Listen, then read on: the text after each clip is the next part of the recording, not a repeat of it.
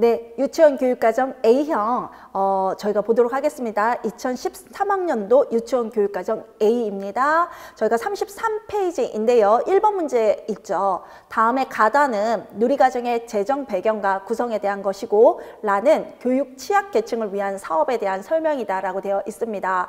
지문을 보시면 초등학교 취약 직전 유아에 대한 무상교육 어디에 무상 보육은 어디에 명문화, 문서화되어 있다라고 되어 있고요. 나는 영유아기는 생애 발달의 결정적 시기로서 교육 보육에 대한 국가 지원이 필요하다. 2011년에 정부는 5세 누리과정을 고시하였고요. 모든 유치원과 어린이집은 2012년부터 적용하고 있다고 합니다. 이 부분 잠깐 말씀을 드려야 되는데 누리과정이 5세를 위한 누리과정이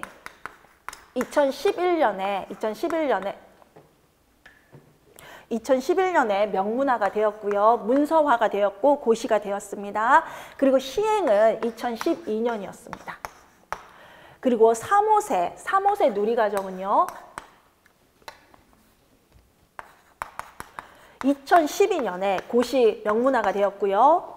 그 다음에 2013년부터 시행이 되었습니다. 그래서 3호세 연령별 누리과정을 얘기할 때 저희가 2013년도다라고 얘기를 하는데 실은 이 부분이 2015년에 조금 변경이 됐죠. 그래서 현행 유치원 교육과정은 저희가 말하는 현행 3호세 연령별 누리과정은 이 2013년 게 아니라 2015년 그래서 2015년 개정 유치원 교육과정이다라고 합니다. 지금 이때는 2013학년도였으니까 누리과정 2015년이 아닌 요때에 문제 그 해설서가 출제가 됐죠. 자 보시겠습니다. 그 다음에 달을 한번 보시면요. 우리가 날을 한번 보시면요. 이로써 누리과정은요. 취약 직전 1년간의 유아 교육 보육 선진화를 실현하게 되었고요. 결국 공정한 출발선을 보장하는 계기를 마련했다라고 합니다. 2012년 7월 19일에 만 3호세 유아를 위한 누리과정을 고시하여 2013년부터 적용할 예정이다. 아까 설명드린 부분이고요. 달을 한번 보시겠습니다. 누리과정의 구성 방향 중 하나는 만 3호세 아이의 발달 특성을 고려하여 뭐뭇으로 구성한다라고 되어 있는데 요거 구성 방향에 나오는 문구고요. 이는 2007년 개정 유치원 교육과정의 구성 방침과 차이가 있다라고 되어 있습니다. 저희가 누리과정 시작하기 전에요. 2007년에 개정 유치원 교육과정이 있었는데 이 2007년 개정이 뭘 개정한 거냐면 제6차 교육과정을 개정한 겁니다. 저희가 1차 유치원 교육과정부터 6차까지는 그렇게 차수로 불렀습니다. 1차, 2차, 3차, 4차, 5차, 6차 하다가 2007년에 이 6차 교육과정을 아주 조금 수정을 했었거든요. 그래서 이때 교육과정을 2007년에 개정 유치원 교육과정이라고 부릅니다. 그리고 요 다음 교육과정이 5세 누리과정, 3세 누리과정, 그리고 2019년인 현재 유치원 교육과정은 2015, 2015년 개정 유치원 교육과정이 됩니다. 지금 그 얘기를 하면서 이 누리과정이 2007년과는 다르다 하고 있는데요. 만 3, 4, 5세의 발달 특성을 고려해서 연령별로 구성을 하게 되거든요. 그런데 2007년에는 어떻게 했냐면 저희가 1수준, 2수준으로 나눴습니다. 1수준에 해당하는 내용이 3세와 4세고요. 2수준에 해당하는 내용이 4세와 5세인데요. 요게 연령별로 구분하는 게 아니라 1수준에 해당하는 거, 2수준에 해당하는 거, 그리고 공통수준이라는 게 있어서 만 3, 4, 5세 모든 아이들, 그 아이들을 위한 세부 내용이 제시가 되었다면 누리과정에 와서는 3세 세부 내용, 4세 세부 내용, 5세 세부 내용, 3, 4세 공통, 4, 5세 공통, 그리고 3, 4, 5세 공통으로 나뉘어지죠. 저희가 이렇게 연령별로 구성하게 된 이유는 누리과정은요. 유치원에서만 쓰는 교육과정이 아니라 어린이집에서도 쓰는 교육과정인데요. 그 어린이집의 표준 보육과정과 우리의 유치원 교육과정을 통합해서 만든 교육과정이 누리과정입니다. 그런데 우리는 1수준, 2수준으로 나누고 세부 내용을 나눴지만 어린이집은 표준 보육과정은 그때 연령별로 나누고 있었다라고 합니다. 그래서 통합하는 과정에서 연령별로 구성하게 되었다라고 하네요. 자, 라 한번 보시겠습니다. 보건복지부는 드림 스타트를, 교육과 기술부는 뭐뭐뭐 사업을 실시하고 있는데 이 뭐뭐뭐 사업에서 유치원을 포함한 학교 중심의 지역 교육 공동체는 교육 취약계층 아동 청소년들에게 통합적 서비스를 제공한다라고 되어 있습니다. 자, 가나다는 해설서에서 나온 문제입니다. 그리고 라는요 아동 복지에 해당하는 문제입니다. 자, 1번 문제, 하위 문제 1번 보시면 기흥, 니은에 적합한 현행 법령의 명칭을 쓰라라고 되어 있는데, 자, 법령이라고 나와서 선생님들께서 이 문제를 법과 관련된 문제라고 생각하실 수가 있는데요. 법과 관련된 문제가 아니라 해설소에 있는 내용이 나오게 됩니다. 저희가 이론적 배경으로 조금 가시겠습니다. 35페이지의 이론적 배경을 보시면요. 누리과정의 도입 배경에 5세 누리과정의 도입 부분이 나와 있죠. 그 중에서 동그라미 4번 한번 보시겠습니까?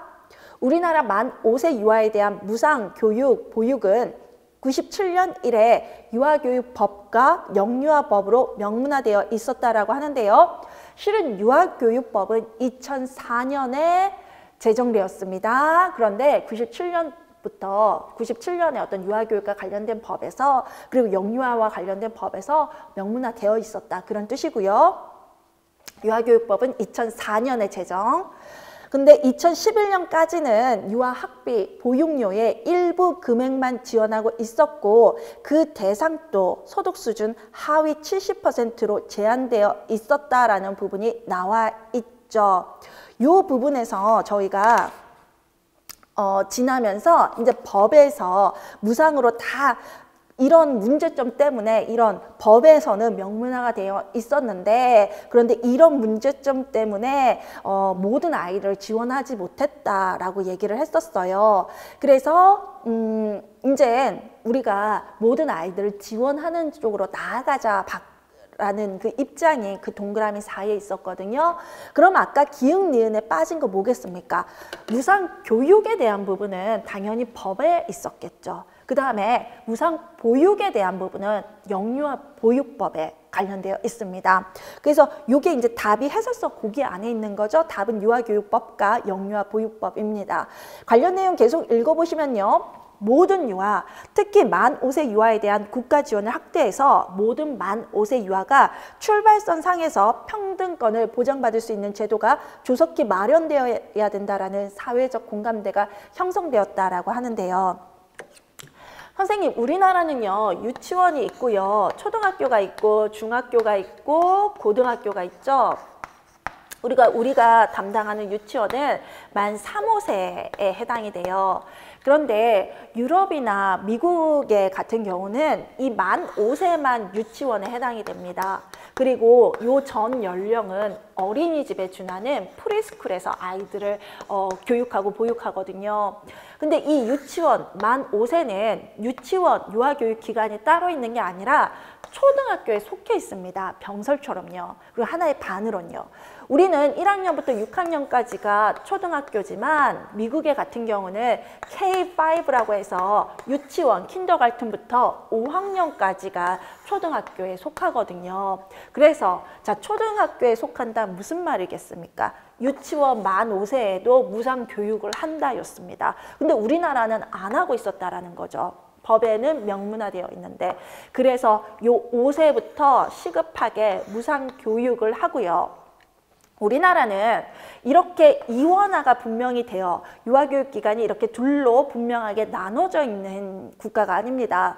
어린이집에서 담당하는 연령과 유치원에서 담당하는 연령 만 3, 4, 5세가 겹치게 되죠. 그렇게 되면서 교육뿐만 아니라 유치원 교육뿐만 아니라 어린이집에 있는 만 5세까지 무상 보육이 실시되게 됩니다. 그게 유아교육법과 영유아보육법에 명시되어 있다는 거죠. 그게 1번의 답입니다. 자, 법 문제 아니죠. 해설서 문제죠. 관련법과 관련해서요, 유아교육 관련법들이 시험 문제에 많이 나오고요. 저와 지금 이 기출분석을 하신다면 매년 법과 관련된 문제가 나왔다는 걸 아실 수 있습니다. 그럼 법 공부를 따로 해야 되냐고요. 물론 어떤 법이 출제가 됐고 그 법에서 쓰이는 정의가 어떻고 목적이 어떻고는 알아두셔야 되는데요. 실은 이 관련 법들이 시험 문제에 나올 때는 법칙이라는 게 있습니다. 해설서에서 언급됐던 내용 또는 여러분들이 연수자료라고 하는 교육부에서 발표하는 또 다른 자료들, 교육부 자료에서 언급됐던 법이 시험 문제에 출제되게 됩니다. 그래서 따로 공부하시는 게 아니라 해설서를 공부하시면서 그리고 교육부 자료를 공부하시면서 관련 법들을 알아보시고요. 물론 나중에 관련법, 누리과정, 국가수준 교육과정 시간에 관련법을 쭉 정리를 하지만 제가 정리하는 그 법칙은 바로 그 교육부 자료와 해설서에 근거합니다. 그래서 아무 법이나 그러니까 모든 법들을 다 공부할 수는 없잖아요. 저희가 사법고시를 보는 게 아닌데 그래서 그렇게 보시면 됩니다. 그래서 법 문제 힘들어 하시거나 포기하실 필요가 전혀 없으십니다. 범위 정해져 있습니다. 2번 한번 보시겠습니다. 누리과정 실행으로 얻을 수 있는 사회경제적 효과 중 저소득 계층의 효과와 인구학적 측면에서의 기대 효과 두 가지를 썼는데요. 저희가 이 무상교육과 보육을 하는 입장에서는 한 가지 출발선상의 평등, 공평을 위해서이고요. 유아들이 태어나서 뭐 중상층에 해당한다, 아니면 고소득층에 해당한다, 저소득층에 해당한다 상관없이 동일한 유치원 교육을 모든 아이들이 받을 수 있는 교육이 누리과정이고요. 이렇게 이제 아이들을 무상교육을 하는 이유 또 하나 이유는요. 저희가 저출산이 심각하다라고 하네요. 그래서 출산율을 높이기 위해서라는 게 해설서의 입장입니다. 그게 배경이론에 나와 있었죠. 저희가 읽었던 동그라미 4번에 해당하는 것이 만 5세 유아가 출발선 상에서 평등권을 보장받을 수 있는 재료를 마련하기 위해서다라고 했고요. 그 위에 동그라미 1번에 보시면요. 세계 최저 수준의 저출산이 고착화되고 있대요. 우리나라에서요. 그래서 저출산으로 인구가 감소하면 어떤 우리의 노동력 감소라던가 노인 인구의 증가라던가 그에 따른 사회적 비용의 증가 등 심각한 사회 문제가 초래될 거기 때문에 이 저소득 출산율을 높여야 된다라고 했더니 그래서 좀 우리가 좀 국가가 이 책임을 진다라면 출산율이 높아지지 않을까 이거입니다. 선생님 동그라미 4번에 만 5세 유아에 대한 국가 투자는 국제적인 흐름이다라고 되어 있죠. OECD 국가들은 유아교육과 보육의 공공성 강화하기 위해서 무상교육과 보육을 확대해 나가고 있다라고 하는데요. 자, 이 OECD 국가들의 무상교육과 우리 누리과정의 차이점을 말씀드리겠습니다. 여러분 개론 공부가 우리 선생님들은 끝난 시점이죠. 그 개론의 5번째 파트가 유아교육 프로그램가 관련된 건데요. 유아교육 프로그램 중에서 미국에서 시작된 유아교육 프로그램들이 있었습니다. 대표적으로 하이스코프나 까미 드브리스나 헤드스타트, 뱅크스트리트, 디스타 등등이 있었죠. 이 유아교육 프로그램들의 공통점은 뭐였습니까? 저소득층을 위한 거였습니다. 그래서 교육에 조금 기회를 받고 있지 못하니 저소득층 유아들을 투자하기 위한 게 이 무상교육 프로그램이었는데요. 우리 누리과정은요. 저소득층을 위한 게 아니라 모든 계층을 위한 겁니다. 한마디로 고소득층, 뭐 상위 1%, 상위 0.001%의 유아들도 교육에 투자를 하겠다라는 겁니다. 모든 아이들이 국가의 책임하에 있다라는 걸 명문화시킨 거죠. 그래서 그 부분 2번 답이 정해졌고요. 자, 세 번째 문제로 가시겠습니다. 하위 문제 3번에 리을에 적절한 단어를 쓰라라고 했는데요. 리을에 들어가는 단어가 연령별로 구성된다인데 요게 답이 어떻게 있냐면 어디에 있냐면 누리과정 구성과 관련된 내용이 구성 방향과 관련된 내용이 40페이지에 있습니다. 저희의 해설서가 어떻게 구성되어 있냐면요. 해설서가 첫 번째 누리과정의 재정 배경이 나옵니다. 등장 배경. 두 번째가 거기에 37페이지에 누리과정의 재정이라고 나오고 있죠. 그래서 5세 누리과정은 어떻게 재정을 했고 어떻게 고시를 했고 또 하나 3, 5세 누리과정은 어떻게 재정하고 고시했는지가 나와 있고요. 세 번째가 구성 방향으로 되어 있고요. 네 번째가 편성과 운영으로 되어 있습니다. 여러분 공부하시는 분이라면 우리 해설서에 체계가 이렇게 되어 있다는 거 반드시 알고 공부를 하셔야 되죠. 그리고 해당 문제는 이 구성 방향에서 문제가 먼저 나왔는데요. 당시 2013학년도는 이 누리과정이 처음 나왔던 해이기 때문에, 처음으로 누리과정으로 시험을 봤던 해이기 때문에 해설서의 앞부분이 다 시험 문제에 나오게 됩니다. 그 중에서 구성 방향을 좀 보시면요. 40페이지를 보시면요. 질서, 배려, 협력 등 기본생활 습관과 바른 인성을 기르는 데 중점을 두어 구성한다. 자율성과 창의성을 기르는 데 중점을 두고 전인 발달을 이루도록 구성한다. 사랑과 자연을 존중하고 우리 문화를 이해하는 데 중점을 두어 구성한다. 만 3, 5세 아이의 발달 특성을 고려해서 연령별로 구성한다. 세 번째 구성 방향이 나오고 있죠. 그 글자 그대로 쓰셔야 되고요. 다른 거는 답으로 인정이 안 됩니다. 무슨 얘기냐? 구성 방향에 6개가 나왔는데 6개는 단어 하나, 음절 하나, 음소 하나 틀리지 않고 그대로 암기하셔야 되는 부분입니다.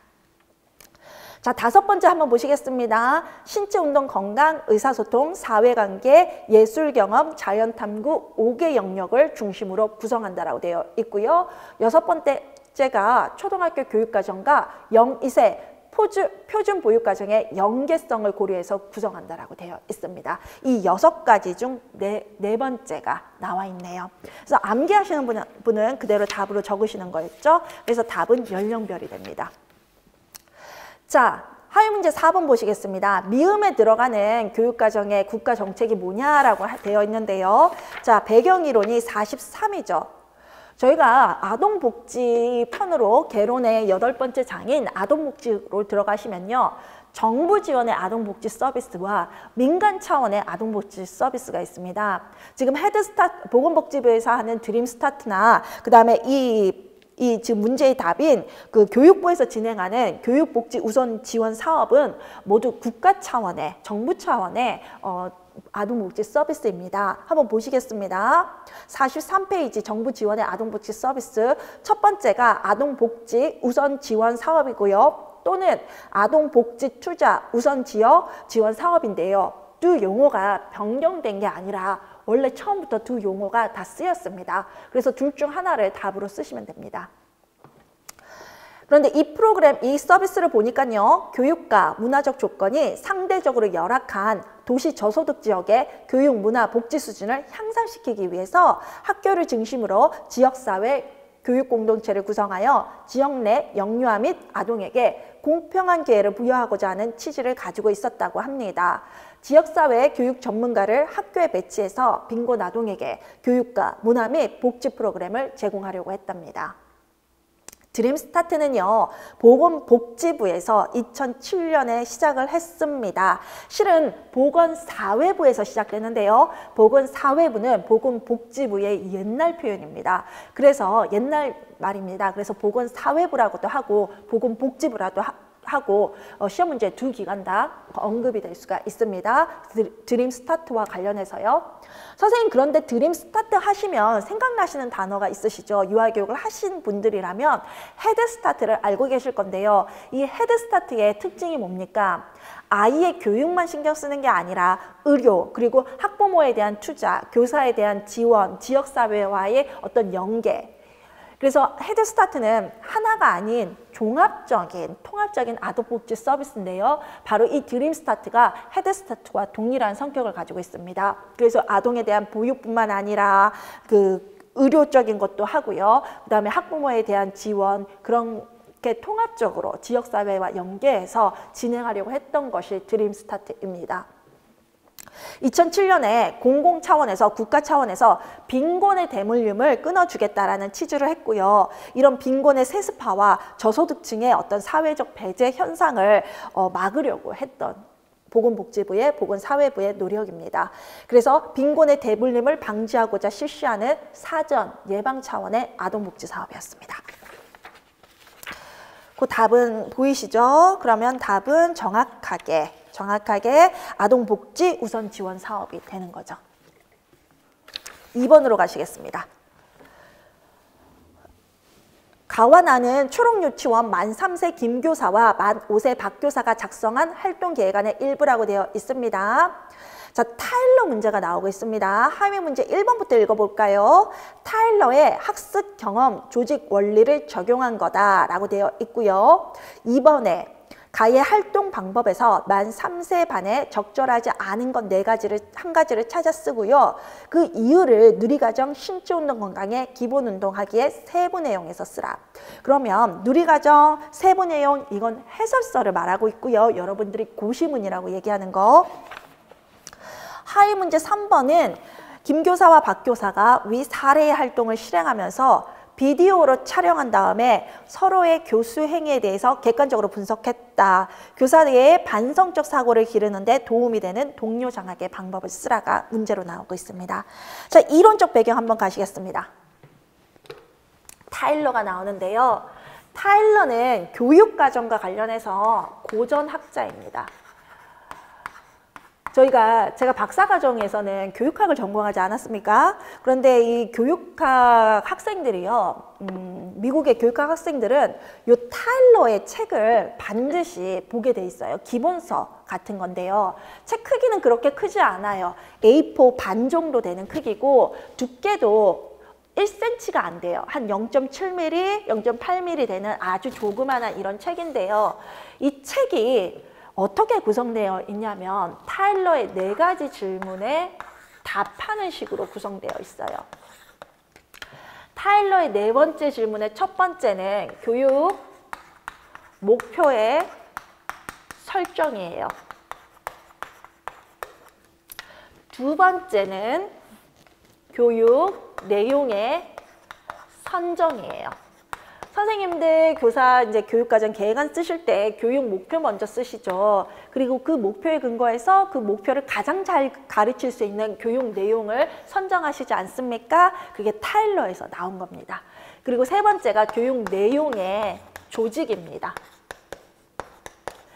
그리고 네 번째가 평가인데요. 이 평가는요, 어디에 근거하냐면 이 교육 목표에 근거해서 평가하게 됩니다. 어떤 것을요? 과정과 결과에 대해서요. 이 교육과정을 진행하는 동안의 과정과 결과에 대한 평가를 이 교육 목표에 근거해서 평가하시게 되죠. 이 4가지의 질문 중에서 교육 내용 조직에 해당하는 것이 3가지가 있는데요. 조직의 원리요. 첫 번째가 연속성 또는 계속성, 동의어입니다. 두 번째가 계열성, 세 번째가 통합입니다. 통합하셔도 되고 통합성 하셔도 됩니다. 계속성은요, 3세, 4세, 5세를 가르치실 때, 교육하실 때 교육 내용이 반복되는 것을 뜻합니다.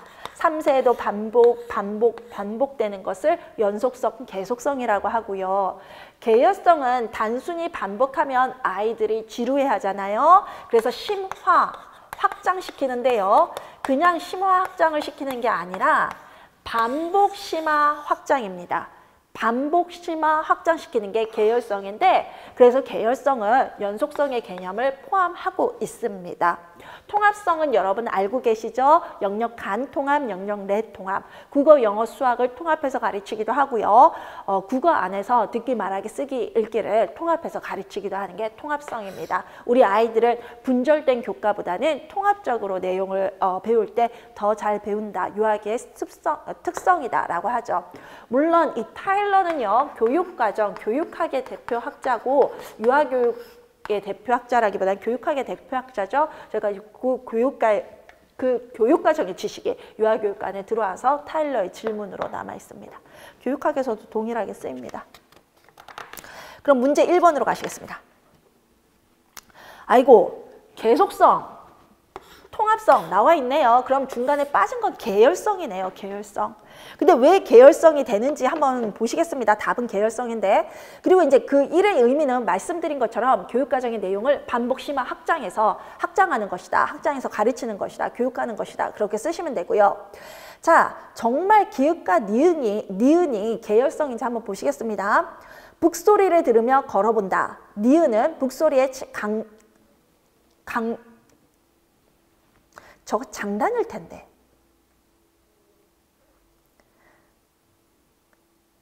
북소리의 강단이 아니라 장단입니다. 선생님, 저거 오탈 겁니다. 북소리의 장단과 강약에 맞춰 걸어본다라고 되어 있는데요. 자, 북소리의 걸어본다는 동일하죠. 그러니까 반복이 맞죠. 그런데 단순히 걸어보는 거에서 장단과 강약에 맞춰 걸어보는 거니까 그게 심화 확장이 됐죠. 그래서 기역에서 니은으로 갈 때 반복 심화 확장이 된 게 맞네요. 그래서 답은 계열성이고요. 계열성의 의미는 그렇게 교육과정의 내용을 반복, 심화, 확장해서 가르치는 것이다 라고 쓰시면 됩니다.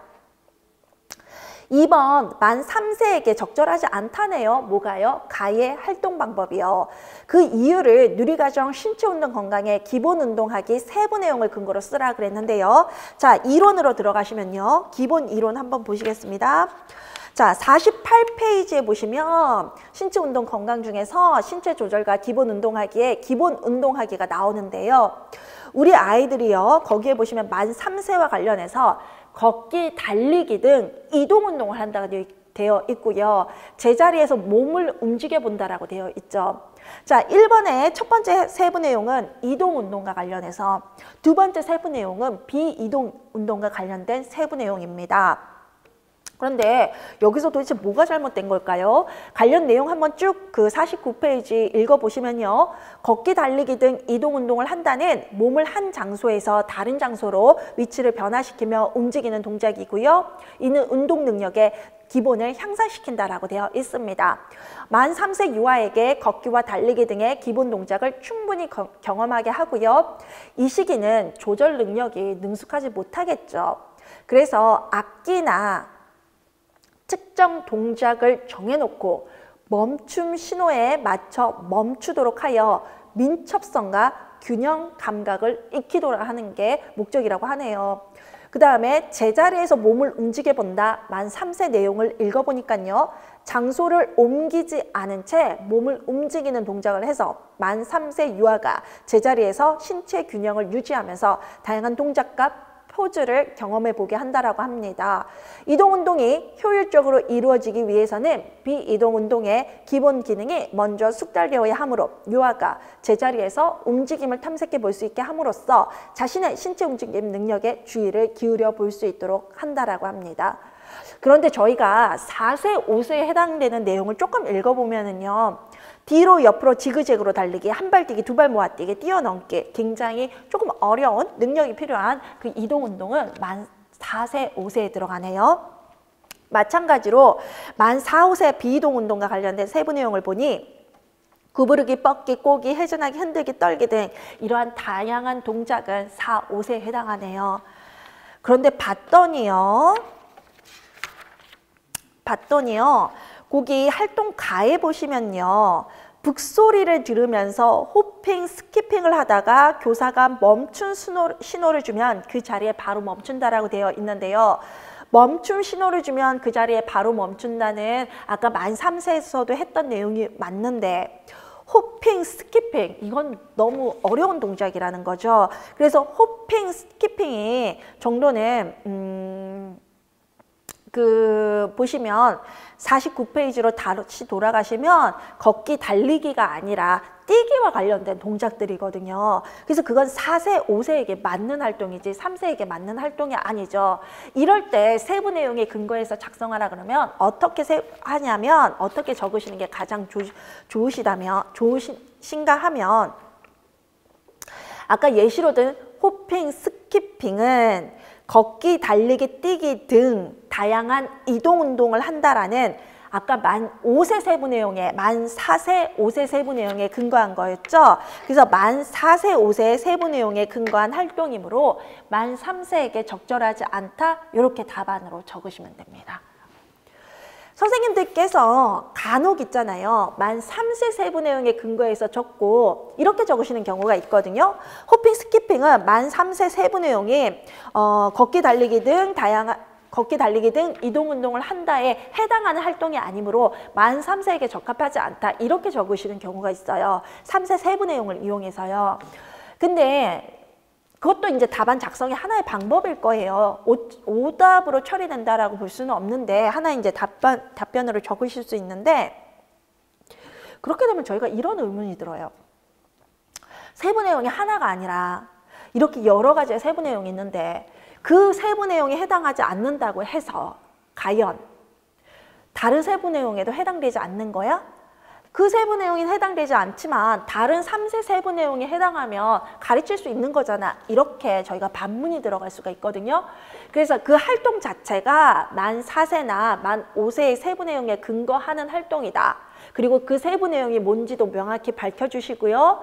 그렇게 4세, 5세에 해당하는 활동이므로 만 3세에게 정확하지 않다. 이렇게 적어주시는 것이 논리적으로 가장 근거가 있다라고 생각을 합니다. 그래서 저는 답안 작성을 그렇게 하고요. 만 3세에 근거해서 해당하지 않는다. 이렇게 적으셔도 오답으로 처리됐다고 보기는 힘듭니다. 그럼 하위 문제 3번으로 가겠습니다. 하위 문제 3번은 지문과 전혀 상관없죠. 상관없는 하위 문제죠.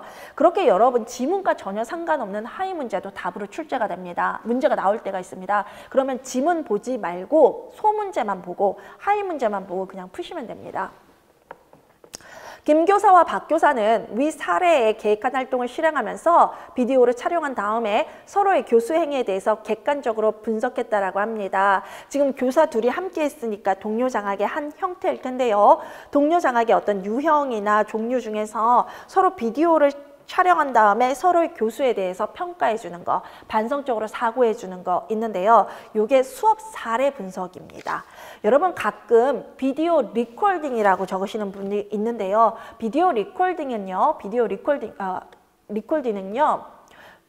비디오를 녹음한다 뭐 이런 얘기밖에 안 되거든요. 그 다음에 또 하나 하시는 게 있는데 그게 이제 정식으로 쓰이는 명칭이 아니라 우리 전공서에서 정식으로 쓰이는 거는 수업 사례 분석밖에 없어요. 비디오를 찍어서 서로 분석한다. 혼자서 분석하든 혹은 서로 분석하든 자기 장학에서 쓰이고 동료 장학에서도 쓰이는 둘 다 방법인데요.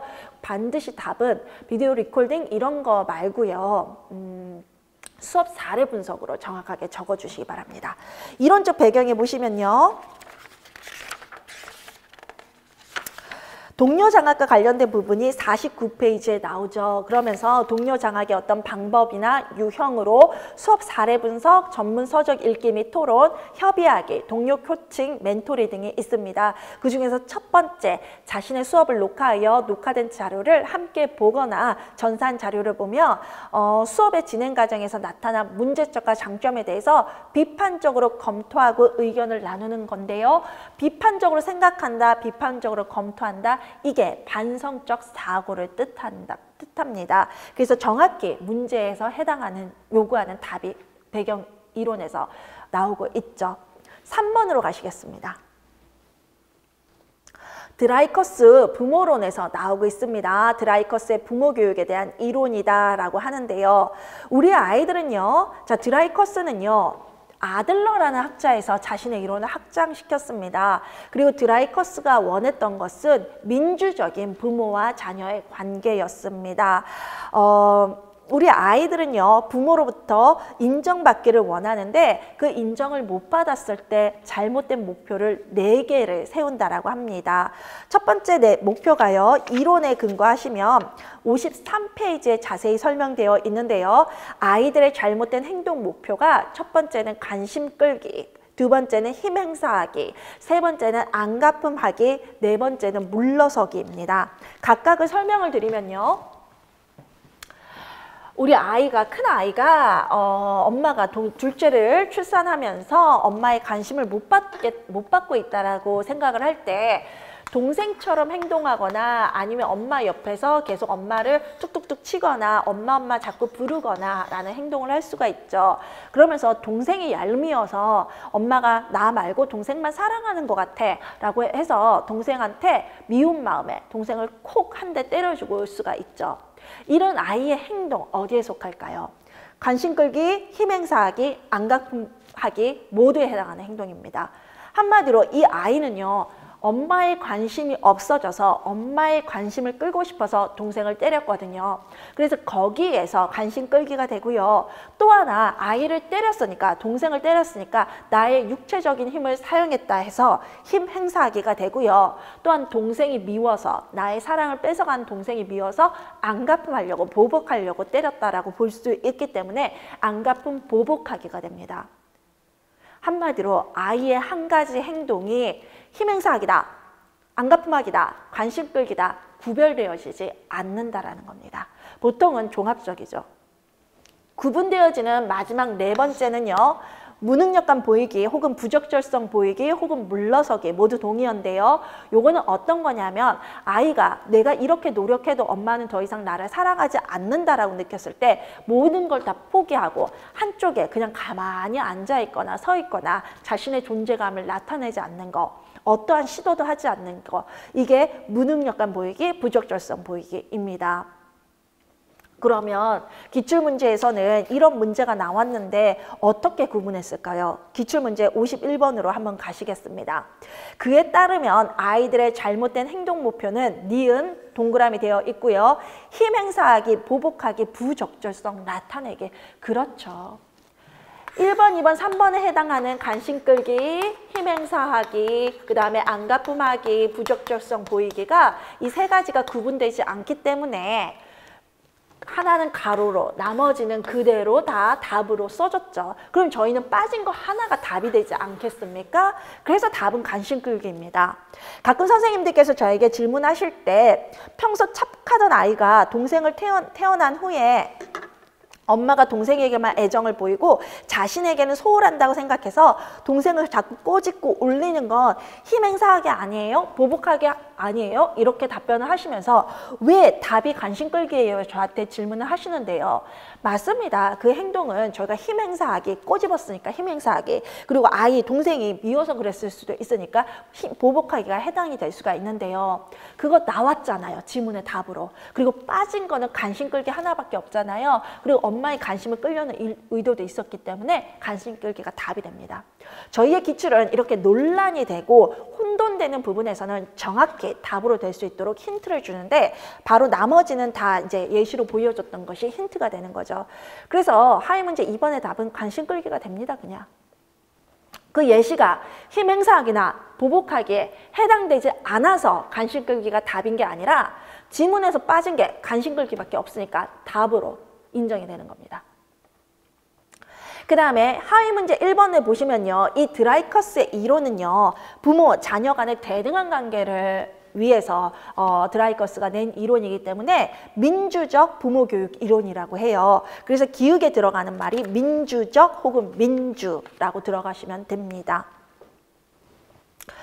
그러면 우리가 아이들이요 잘못된 행동을 했을 때요 보이는 반응이 하나가 있다라고 합니다. 54페이지로 돌아오시면요, 우리 아이들은 잘못된 행동을 하고 나서요 자신이 잘못된 행동을 하고 있다라는 걸 알고 있다는 표시를 한다라고 해요. 그게 아이의 인식 반응 보이기입니다.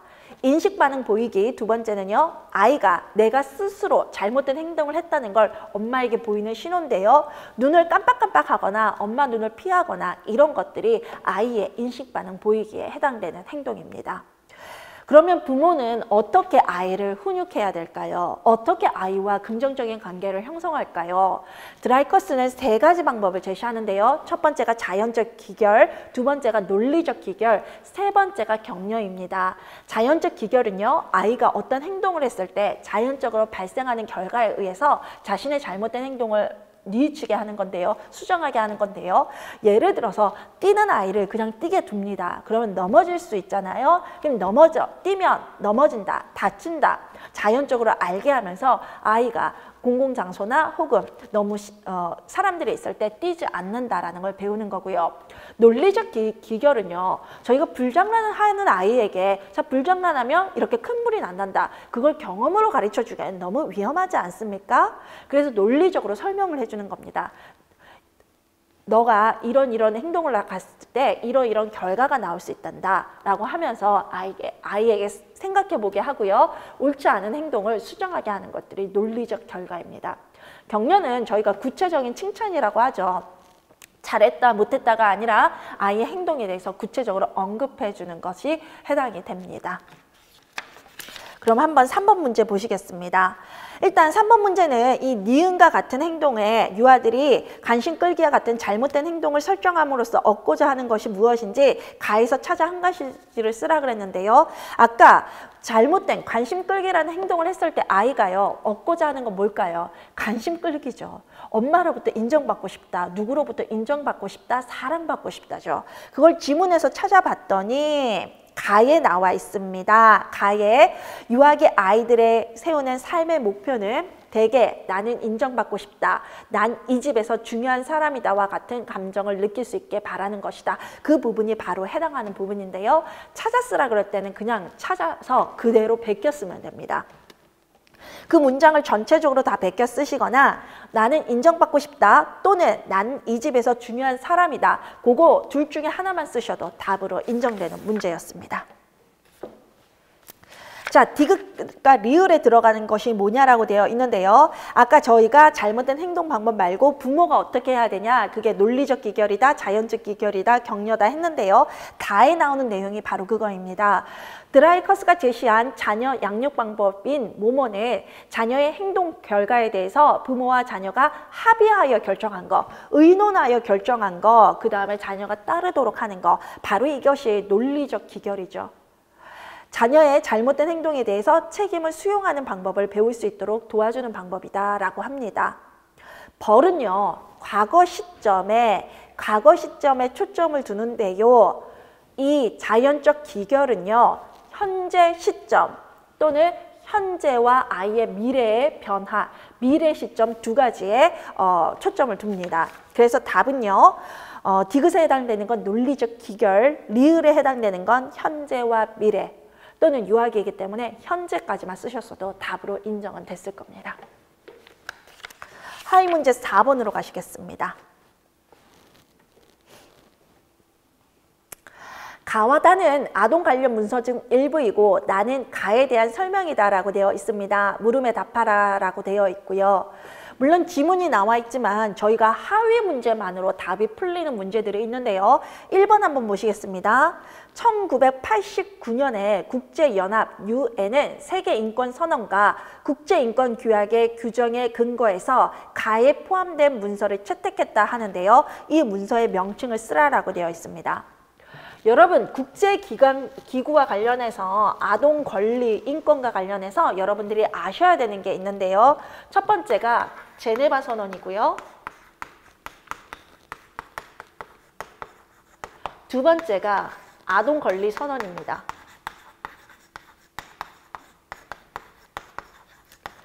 세 번째가 아동 권리 협약입니다. 아동권리 선언과 협약은 둘 다 유엔에서 발표하게 되는데요. 선언은 그냥 합의해서 우리가 얘기하자라고 해서 법적인 구속력이 없고요. 협약은 법적인 구속력이 없었던 걸 문제 삼아서 강제적인 우리 유엔이나 아동권리 협약에 가입된 나라들은 강제적으로라도 아이의 권리를 지키자, 인권을 지켜주자 그래서 세계 최초로 법적인 구속력을 가지게 된 게 아동권리 협약인데요. 요게 발표가 1989년에 났습니다. 선언과 협약의 차이점은요, 그 내용에서 있는 게 아니라 법적인 구속력이 있냐 없냐에서 있습니다. 그렇다 하면 제네바 선언도 마찬가지. 제네바 선언이 아동권리 선언에 영향을 주고 아동권리 선언이 협약에 영향을 줬는데 그 내용을 가지고 내용에서 큰 차이가 있겠습니까? 없습니다. 그래서 내용을 가지고 구분하는 건 힘듭니다. 제가 지금 뭘 말씀드리고 있냐면요. 가의 내용을 읽어보시면 아이의 인권 그리고 사람의 인권에 대한 얘기들이 있죠. 근데 저 내용, 가에 대해서 해당하는 내용은 여기 다 포함되어 있는 내용이라서 그 지문 가지고 제네바 선언인지 권리 선언인지 아동권리 협약인지 알 수가 없다라는 겁니다. 그런데 지문의 힌트는 국제협력의 중요성을 인정하면서 다음과 같이 합의했다. 가에 해당되는 그 부분 마지막 줄이고요. 또한 정확한 답은 하위 문제에서 1989년에 했다. 그러면 답은 아동권리협약일 수밖에 없다. 선언이 아니다. 이렇게 결정지을 수밖에 없어서 여러분들이 협약과 관련된 내용을 할 때 89년도에 제정이 됐고 협약이 됐고 우리나라는 1991년에 가입했다라는 걸 반드시 기억해 주시기 바랍니다. 관련 내용 이론적 배경에 57페이지에 정리되어 있는데요. 유엔 아동권리협약과 관련해서는요. 이 내용뿐만 아니라 기본 원칙이 4가지가 있고요. 아동의 권리 4가지가 있는데 반드시 암기를 하셔야 됩니다. 그래서 문서의 명칭은 그거죠. 유엔 아동권리협약. 자, 누리과정 총론에 제시된 편성 중 기역에 해당하는 내용이 뭐냐라고 하는데요.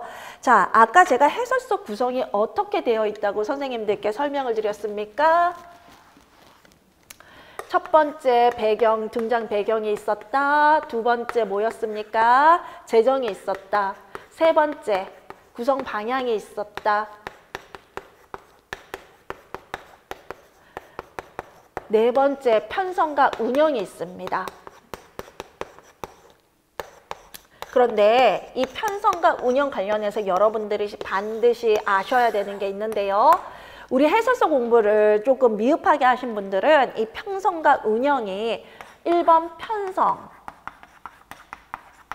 2번 운영으로 되어 있다라고 생각을 하십니다. 그렇지만 3번 교수학습 방법,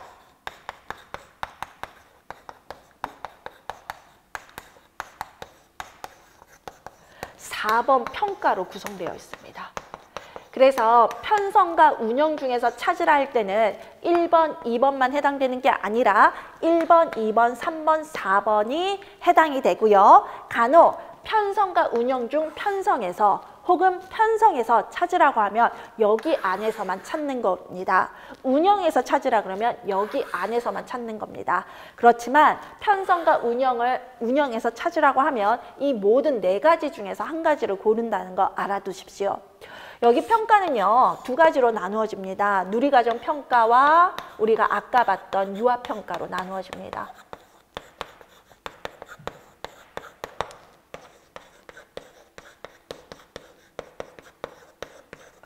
자, 해당 문제는 어디에서 찾으러 갑니까? 편성에서 찾으라고 합니다. 편성에서, 편성과 운영 중 편성에서 찾으라고 합니다. 자, 편성에서 기역과 관련된 내용을 찾으라고 하는데요. 기역을 보니까 모든 사람은 인종, 피부색, 성별, 언어, 종교, 정치적 또는 기타 의견, 민족적, 사회적 출신, 재산, 출생 또는 기타 신분 등 어떠한 종류 구분에 상관없이 차별 없이 선언 및 규약에 규정된 모든 권리와 자유를 향유할 자격이 있다. 편견하지 마라, 차별하지 마라, 그 내용이네요. 그러면 편성에 대한 부분 보시겠습니다. 교재에 59페이지에 나오는데요. 자, 편성과 운영 중 편성에 해당하는 부분은 1일 4-5시간을 기준으로 편성한다. 5개 영역의 내용을 균형 있게 통합적으로 편성한다. 세 번째, 유아의 발달 특성 및 경험을 고려해서 놀이를 중심으로 편성한다. 네 번째, 반특성에 따라 융통성 있게 편성한다. 5번째, 성별, 종교, 신체적 특성, 가족 및 민족 배경 등으로 인한 편견이 없도록 편성한다. 6번째, 일과 운영 시간에 따라 심화 확장할 수 있도록 편성한다. 답은 5번째죠. 네, 성별, 종교, 신체적 특성, 가족 및 민족 배경 등으로 인한 편견이 없도록 편성한다. 입니다. 그러면 3번 문제 56페이지로 가시면요. 아동의 뭐뭐뭐 원칙은 기역에서 찾아볼 수 있는데 기역이 아까 유엔 권리 협약이었죠. 아, 차별하지 말라 이네요. 그 다음에 아동의 생존, 보호, 모모 원칙은 니은에서 찾아볼 수 있다 하는데요. 그래서 뭐냐라고 하는데 제가 아까 유엔 아동 권리 협약을 하면서 4가지 원칙과 4가지 아동의 권리가 있다라고 말씀을 드렸죠. 그게 교재 57페이지에 나오는데요. 4가지 원칙이 차별하지 마라, 무차별의 원칙 또는 비차별의 원칙이라고 합니다. 두 번째가 아동의 이익을 최우선으로 둬라. 아동 최선의 이익 원칙 혹은 아동 이익의 최우선의 원칙이라고 합니다. 세 번째는 아이의 생명, 생존, 보호, 발달의 원칙이라고 하는데요. 이것도 영어 번역이라서 선생님 조금씩 차이가 있습니다. 어떤 것은 생명, 생존, 보호, 발달의 법칙이라고 하고요. 어떤 것은 이 시험 문제처럼 생존, 보호, 발달의 원칙이라고 합니다. 그 다음에 네 번째가 아이의 의사를 가장 최우선으로 둬라라고 하는 건데요. 아동 의사 존중의 원칙입니다. 그러면 첫 번째가 차별하지 말라, 기억에 해당하는 게 차별하지 말라였죠. 그러면 무차별의 원칙, 비차별의 원칙. 그래서 가로에 들어가는 디귿은 무차별 또는 비차별이겠네요. 그러면 그 리을에 들어가는 거 봅시다. 그러면 리을에 들어가는 것이 만나는 게 생명, 생존, 보호, 발달 보장의 원칙인데요. 거기서 빠진 게 발달이니까 답은 발달이겠네요. 지문에서, 니은에서 한번 그 발달이 맞는지 한번 보겠습니다. 자, 니은, 아동은 완전하고 조화로운 인격 발달을 위해서 가족적 환경과 행복, 사랑 및 이해의 분위기 속에서 성장해야 함을 인정하고요. 아동은 신체적, 정신적 미성숙으로 인해서 출생 전후를 막론하고 적절한 보호 조치를 포함한 특별한 보호와 배려를 필요로 한다라는 점을 유념하라라고 했습니다. 아까 거기서 보면 발달이라는, 인격 발달이라는 단어가 나오는데 아까 가로에는 없었지 않습니까? 그럼 발달이 들어가는 게 맞네요. 생존, 보호, 발달의 원칙, 리을에 발달이 들어가게 되네요. 자, 다 한번 보시겠습니다. 하위 문제 4가 다가 포함된 문서는 57년에 처음 발표됐는데 88년에 보건사회부에 의해서 개정 공포되었습니다.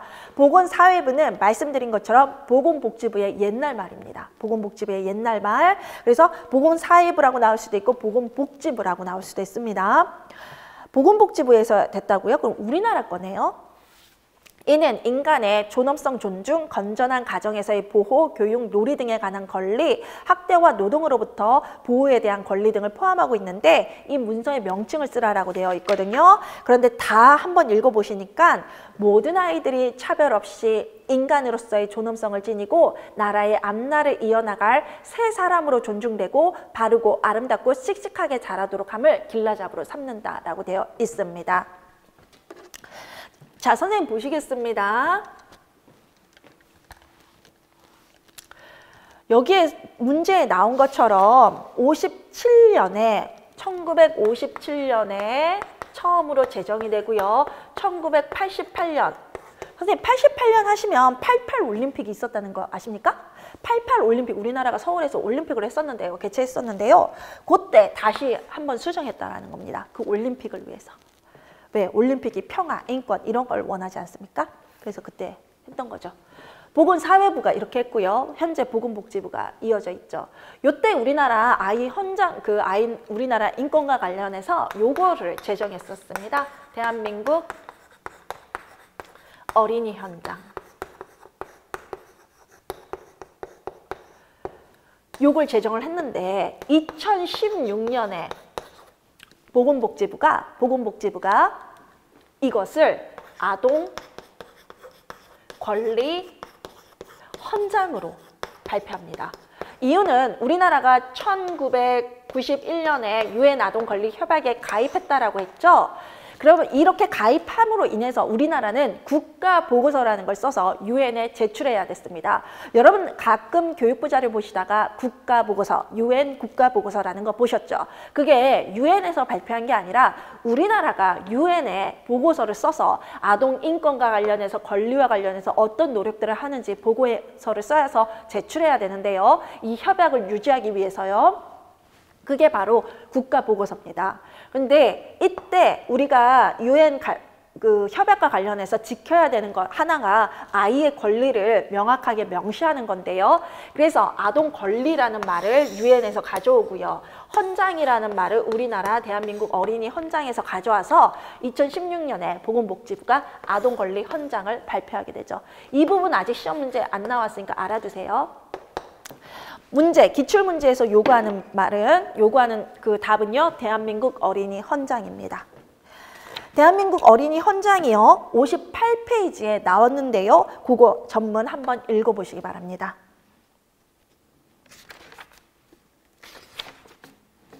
자, 기출문제 A 5번 가시겠습니다. 교육 사상가들에 대한 설명이다. 물음에 답하라 그랬는데요. 자, 우리 교육 사상가 하면 여러분 시험 문제에 단골로 나오는 학자들이 있습니다. 누굽니까?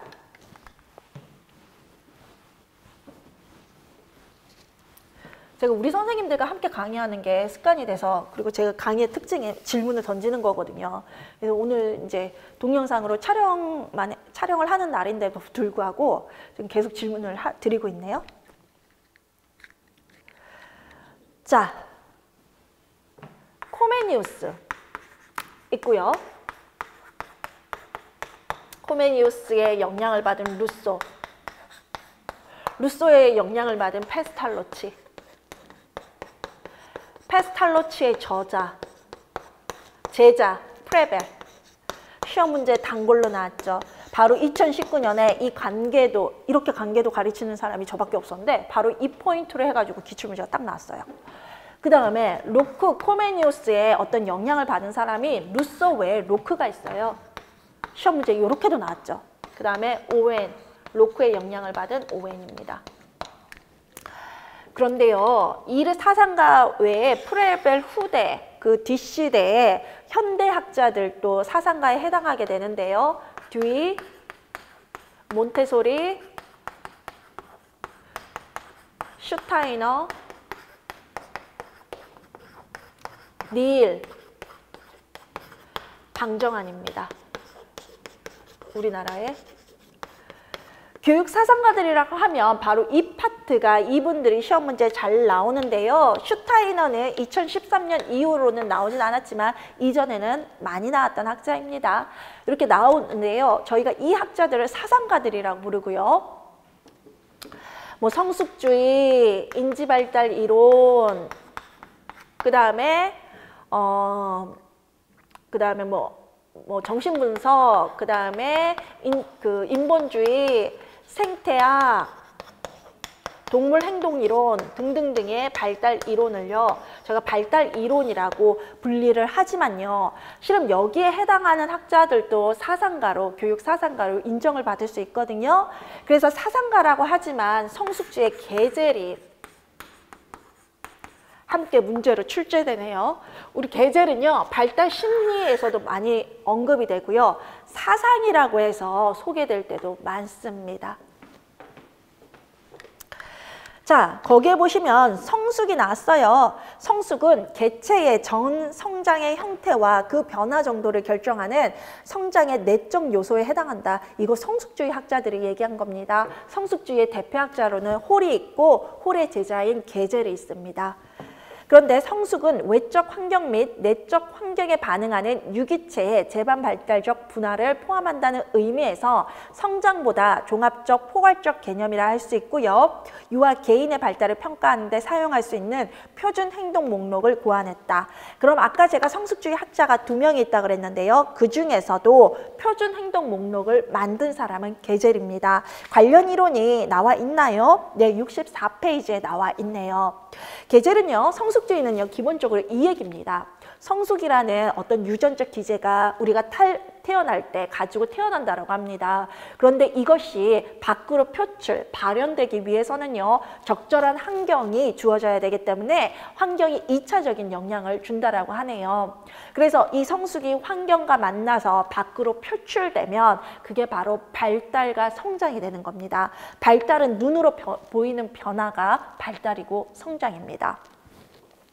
이러한 성장이, 이러한 발달적 모습이 시대와 문화를 막론하고 연령별로 동일했다라고 합니다. 그래서 3세의 발달, 4세의 발달, 5세의 발달을 질문 목록 리스트로 만들었는데요.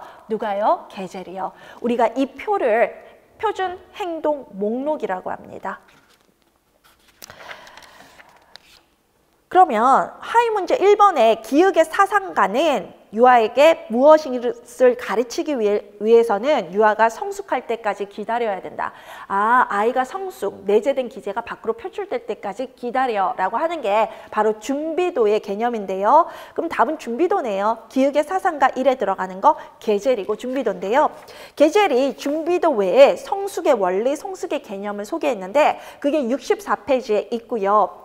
준비도는 아이가 내재된 성숙이 준비된 시간표대로 밖으로 나온다. 준비될 때까지 기다려라. 그게 준비되고요. 그렇게 나오는 결정적 시기, 기간을 결정적 시기라고 합니다. 그래서 준비도는 아이가 준비가 됐어, 안 됐어를 말하는 아이의 특성을 나타내는 단어이고요.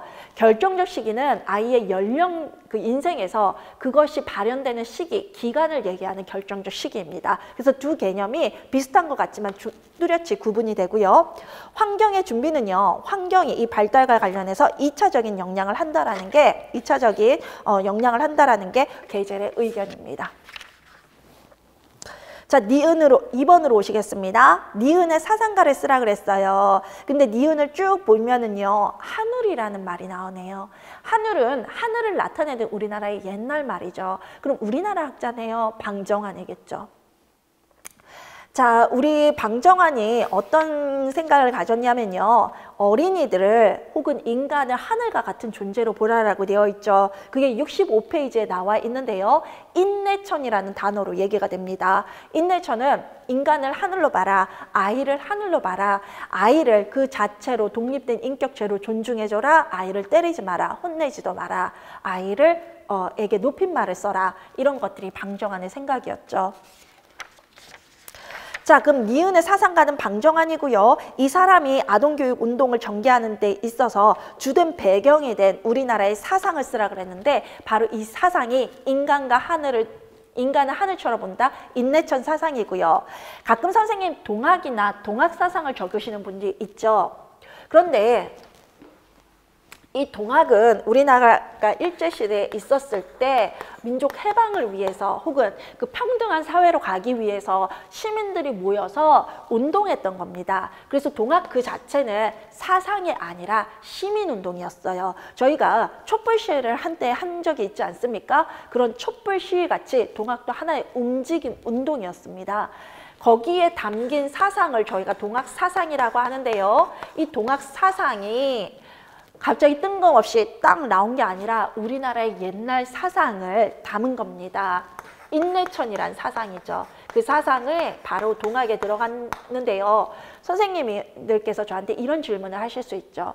동학 사상이라 함은 인내천만 뜻하는 게 아니에요. 사인여천 등 그런 것들도 포함했어요. 그런데 사인여천의 그 뜻은요. 동일합니다. 인내천가요. 사인여천도 사람을 하늘과 같이 보라, 하늘과 같이 대하라. 그래서 우리가 일반적인 용어로 그것을 인내천이 우리나라의 사상이다 라고 얘기를 합니다. 그래서 답은 인내천이고요. 동학이라고 쓰신 분은 동학은 사상이 아니라서 답은 아니고 동학 사상으로 쓰신다라면 답을 동학 사상으로 쓰셨다라면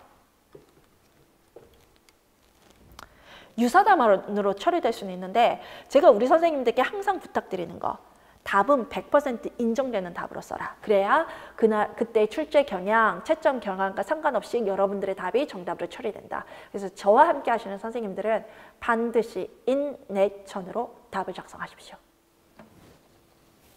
자, 디귿에 해당하는 학자, 디귿이요. 음물이라고 나오고 있습니다. 음물. 자, 지문에 가시면 디귿은 음물의 형태와 자료, 누굽니까? 프레벨 아니니까. 음물, 유치원의 아버지 프레벨이 우리 유치원에서 아이들에게 준 교구가 바로 음물이죠. 음물은요, 입체적인 거에서 평면적인 거, 그 다음에 선, 점으로 가는데요. 이유는 우리 아이들은 입체물을 만지고 노는 것을 가장 쉽게 여긴다라고 합니다. 그래서 쉬운 거에서 어려운 것으로 배치가 돼서 입체, 평면, 선, 점으로 된 게 음물에 구성된 게 음물이죠. 이러한 음물은요, 어린이들의 통찰력을 기르고자 우주 법칙에 의해 그리고 음물이 의도하고자 하는 아동 발달의 조건에 의해 결정된다라고 하면서 놀이의 중요성을 강조하는데요. 자, 프레벨 교육에서 놀이는 음물을 가지고 활동하는 놀이만 놀이가 됩니다. 그럼 아이들의 자발적인 흥미로 출발하는 아이들로부터 시작되는 활동은 뭐냐? 그거는 유희입니다. 그래서 우리가 프레벨의 교육을 아동의 흥미를 존중해줬다, 아동을 존중해줬다 그렇게 알고 있지만요. 실은 프레벨도 몬테소리가 받은 비판과 동일한 비판을 받는데요. 음물도 활동 방법이 정해져 있었거든요. 그래서 아이들을 정해진 방법으로만 놀이하게 만들었다라는 비판도 동시에 받습니다. 근데 비판은 비판으로만 받아들여라. 비판이 시험 문제에 나올 가능성은 거의 없다라고 말씀을 드렸죠. 그런데 이 프레벨의 하위 문제 63페이지로 오시면요. 구멍 뚫기, 바느질하기, 색칠하기, 콩 끼우기 등 10여 종의 활동을 고안했는데요. 자, 구멍 뚫기, 바느질하기, 색칠하기, 콩 끼우기. 우리 프레벨이 놀이뿐만 아니라 유희뿐만 아니라 노작활동, 작업이라는 걸 소개를 했는데요. 이 작업에 해당하는 활동이 바로 구멍 뚫기, 바느질하기, 색칠하기, 콩 끼우기입니다. 자, 여기까지가 노작이고요. 그게 아이의 내면 세계를 표현하도록 했다라고 되어 있죠. 우리 선생님들께서 바로 이 부분 때문에 오답을 적으시는 경우가 있는데요. 자, 아이의 내면 세계를 표현하도록 하는 건 놀이 아닙니까? 이렇게 생각을 하시는데 놀이와 유희, 노작 모두 아이의 내면을 표현하고자 하는 활동입니다. 그래서 그걸로는 답을 정할 수 없고요. 바로 답이 되는 포인트는 구멍 뚫기다, 바느질하기다, 색칠하기다, 콩 깨우기다. 이런 활동을 포괄적으로 지칭하는 용어는 노작활동 아니면 작업활동입니다. 둘 다 정답으로 인정됩니다. 자, 프레벨의 이론이 66에서 67까지 나오는데요. 거기에 보시면 유치원에서 했던 활동이 음물을 통한 활동과 노작 활동과 그 외 활동이 있는데 말씀드린 것처럼 음물을 가지고 하는 활동은 놀이, 아이의 내재적인 흥미가 출현돼서 아이가 스스로 자발적으로 놀이의 형태를 만드는 건 유희, 즐거운 활동, 아이의 흥미부터 시작됐다. 그 다음에 노작 작업은 67페이지에 나오는 그 11가지만 노작이나 작업에 들어갑니다. 구멍 뚫기, 바느질하기, 그리기, 색칠하기, 작업끈, 종이끈으로 형태 만들기, 매트 짜기, 종이 접기, 종이 오리기, 콩 작업, 상자 만들기, 점토로 만들기 여기까지가 노작 작업 활동입니다. 그리고 그 외에 성인들의 삶을 본떴던 정원 가꾸기, 동물 돌보기, 산책 등들도 아이들이 그 유치원에서 즐겼다라고 합니다. 참고로 유치원은요, 현대 유치원처럼 우리 아이들을 교육하기 위한 장소이기도 했지만 부모가 함께 와서, 어머니가 함께 와서 아이들과 놀이하는 방법을 배우는 곳이기도 했고요. 이 부모들이 결국 다른 아이들에게는 교사가 되었기 때문에 교사 양성기관이라고도 평가를 받습니다. 그래서 현대 유치원과 유아교육과를 종합한 개념이 프레벨의 유치원이라는 거 알아두시기 바랍니다. 그럼 문제가 다 됐나요? 6번으로 가시겠습니다. 6번에 브롬펜 브레너의 생태학적 체계 이론이 나옵니다. 생태학적 체계 이론 여러분 잘 이해하셔야 되는데요. 생태학적 체계 이론을 잘못 이해하시는 선생님들께서는요. 물리적 환경만을, 물리적 거리감만을 생태학적 체계 이론이라고 생각을 하십니다. 그런데 생태학적 이론은 물리적 거리만을 얘기하는 게 아니라 그 환경에서, 그 물리적 환경에서 아이가 다른 사람과 어떻게 밀접하게 상호작용하냐가 그걸 보는 것이 생태학적 이론입니다. 가장 중간에 이 점은요, 유아입니다. 유아. 그리고 유아를 둘러싸고 있는, 안 보이시죠? 자, 점 유아로부터 시작합니다. 유아가 가장 중심에 있고요. 그리고 첫 번째 원, 유아를 둘러싸고 있는 첫 번째 원이 미시체계입니다. 미시체계는 아이와 직접적인 관련을 맺고 있는 가장 밀접한 환경인데요. 보통 부모나 또래나 교사들, 유치원이 들어가게 되죠. 두 번째가 중간체계인데요. 우리 미시체계와 미시체계의 관계를 중간체계라고 합니다. 만약 아이의 미시체계가 엄마와 유치원 선생님이 된다면 이 둘의 엄마와 유치원 선생님의 관계가 좋으면 아이가 긍정적인 영향을 받고 좋지 않다면 부정적인 영향을 받겠죠. 바로 이런 긍정적인 영향, 부정적인 영향, 엄마와 우리 유치원 선생님의 관계가 중간체계가 됩니다. 그리고 원이 하나 더 있는데요. 이 원을 외체계라고 하는데 미시체계와 관련 있는, 나와는 직접적인 관련이 없지만 미시체계와 관련이 있어서 나에게 간접적인 영향을 미치는 체계를 외체계라고 합니다. 그 다음에 거시체계가 있는데요. 거시체계는 사회문화적 영향력을 말합니다. 아이에게 미치는 사회문화적 영향력입니다. 그 다음에 시간체계가 하나 더 있습니다. 이거는 이 공간 안에서 아이가 그 공간들과 어떠한 관계를 맺고 있냐를 보고 있고요. 시간체계는 혹은 연대체계라고도 하고요. 시체계라고 하는데요. 아이의 일생 동안 아이에게 영향을 미친 사건을 시체계, 연대체계, 시간체계라고 합니다. 내가 5살 때 동생이 태어났다. 그것이 나에게 큰 영향을 줬다. 그러면 시간체계가 해당이 되는 겁니다. 동생이 아닌 동생의 탄생이 시간체계가 되는 겁니다. 자, 선생님 이 2014년 A6번 굉장히 어려운 문제였어요. 선생님들이 이중답이 인정된다라고 주장한 문제였는데요. 생태학 체계 이론을 정확하게 알고 있다면 이중답은 인정되지 않은 단 하나의 답만 있는 문제가 이 생태학적 체계 이론입니다. 자, 지문 보시면요. 다사랑 유치원의 만 5세 햇님맛 사례이고 물음에 답하라라고 되어 있는데 햇님반에는 지연이를 포함한 20명의 아이들이 있어요. 홍교사와 함께 한 명의 하모니 선생님이 배치되어 있어요. 웃 어른을 공경하는 우리나라 문화의 영향으로 지연이를 비롯한 유아들은 하모니 선생님께도, 깨도에 동그라미 하십시오. 공손하고 잘 따른다. 자, 지연이와 아이들이 하모니 선생님께 공손한 이유는 지연이와 하모니 선생님이 친해서가 아닙니다. 친해서라면 하모니 선생님이 미시체계가 될 수가 있는데요. 그게 아니라 하모니 선생님을 공경하는 이유는요. 우리나라 사회문화적 영향 때문입니다. 그래서 거시체계는 웃 어른을 공경하는 우리나라의 문화, 벌써 지연이라는 아이한테 영향을 미쳐서 나와 친하든 친하지 않든 모든 어른을 공경하는 그 모습으로 나타나서 하모니 선생님까지도 공경한 거. 그러면 하모니 선생님은 미시체계라고 말할 수 없어요. 아이와 긴밀한 영향을 맺고 있다는 근거가 하나도 없어서요. 그런데 우리나라 문화가 우리 지연이한테 영향을 미친 건 맞아서 웃 어른을 공경하는 우리나라 문화가 거시체계는 맞습니다. 그래서 지연이의 거시체계는 그겁니다.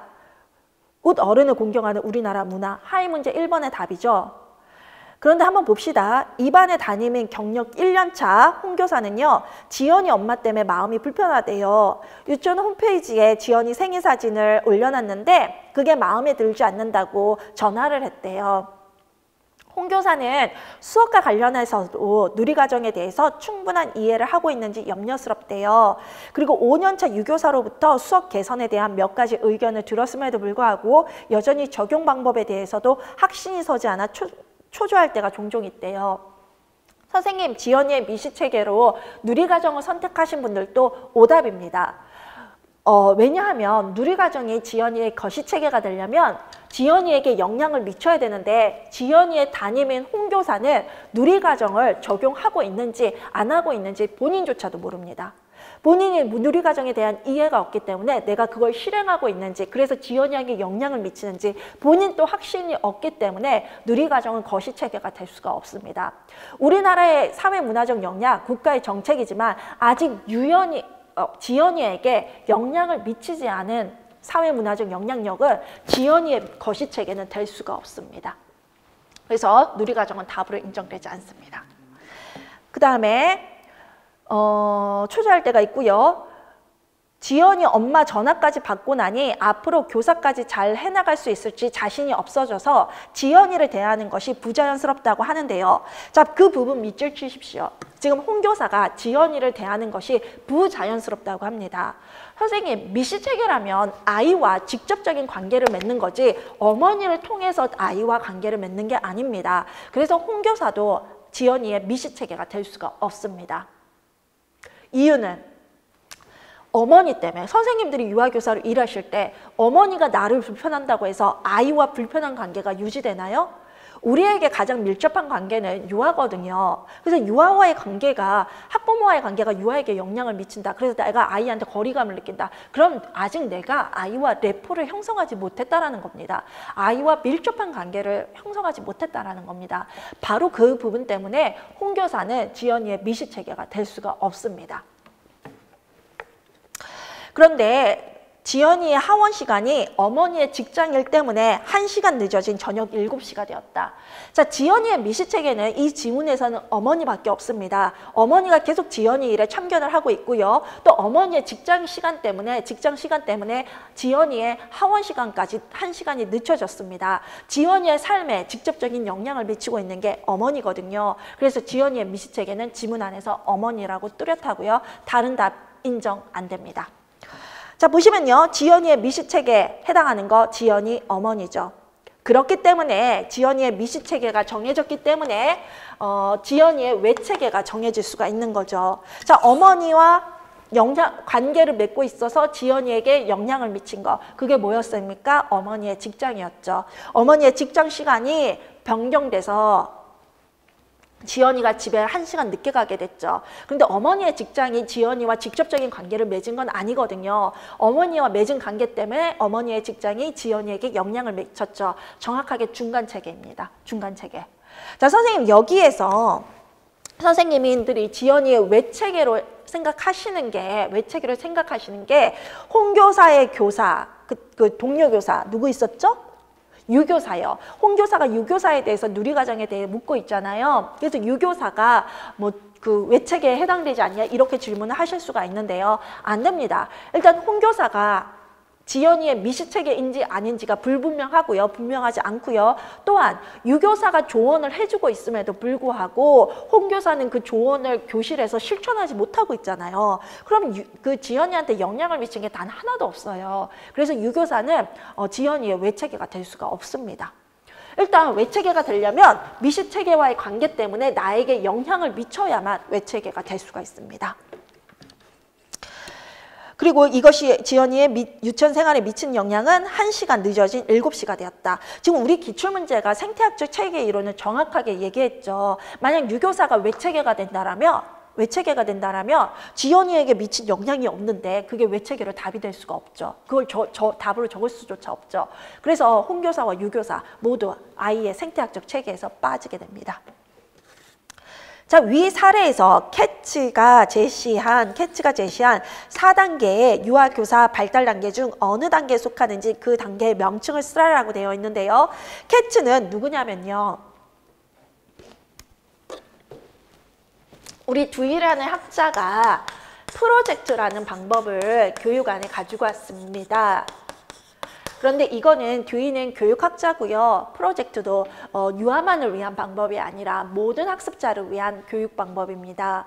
그런데 캐츠와 차드라는 학자가요. 이 프로젝트 방법을 유아교육에 가져오게 됩니다. 이것이 무엇이냐 하면요. 여러분들이 잘 알고 계시는 프로젝트 접근법입니다. 캐츠는 미국의 유아교육가 교수입니다. 그래서 프로젝트 접근법뿐만 아니라 유아교육에 많은 이론들을 남겼는데요. 그 중에 하나가 교사 발달 단계입니다.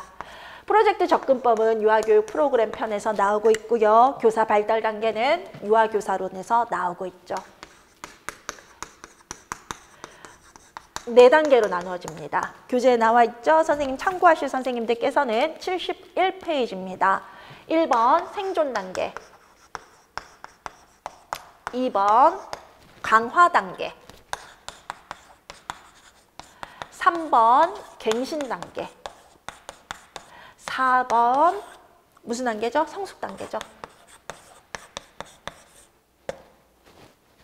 생존은 캐치 이론에서 생존은 첫 1년입니다. 그래서 생존 단계를 답할 때 1년, 초임, 첫해 이런 단어가 반드시 들어가고요. 그런 단어가 들어가지 않는다면 나머지 단계에서 찾으셔야 됩니다.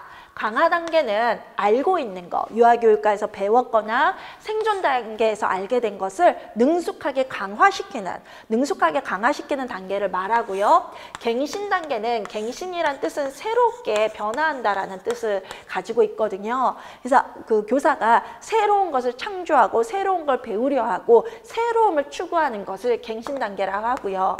성숙 단계는 이제 나만의 교육 철학이 분명하게 생기고요. 그것을 남에게 얘기할 수 있고 다른 교사와 나눌 수 있는 단계가 성숙 단계입니다. 그런데 지문에 나온 홍계사는 저희가 지문에서 보시면요. 첫 해라는 게 있었죠. 경력 1년차. 그래서 이거는 아주 쉬운 문제였습니다. 생존 단계에 해당이 됩니다. 그리고 누리과정 운영 방법에 대해서 잘 모르고 있죠. 그래서 정확하게 생존 단계에 해당이 됩니다. 자, 선생님. 자, 4번째 하위 문제가 누리과정 총론에 제시된 운영 지침에 근거해서 홍교사를 지원하고자 한다라고 되어 있는데요. 아까 누리과정이 편성 운영편이 편성과 운영과 교수학습 방법, 그 다음에 평가로 나누어진다 그랬죠. 그중 두 번째 운영에 관한 건데요. 뭐뭐뭐를 토행해서 누리과정 활동이 개선되도록 운영한다라고 했는데, 자, 교재 한번 보시겠습니다. 이론. 72페이지 보시면 편성과 운영에 운영이 들어가는데요. 첫 번째, 연간, 월간, 주간, 일일 계획에 의거해서 운영한다. 두 번째, 실내외 환경을 다양한 흥미 영역으로 구성해서 운영한다. 세 번째, 유아의 능력과 장애 정도에 따라 조정하여 운영한다. 네 번째, 부모와 각 기관의 실정에 따라 부모 교육을 실시한다. 다섯 번째, 가정과 지역사회의 협력과 참여에 기반해서 운영한다. 여섯 번째, 교사 재교육을 통해 누리과정 활동이 개선되도록 운영한다. 이 6가지인데요. 반드시 그대로, 문장 그대로 암기를 하셔야 되는 부분입니다.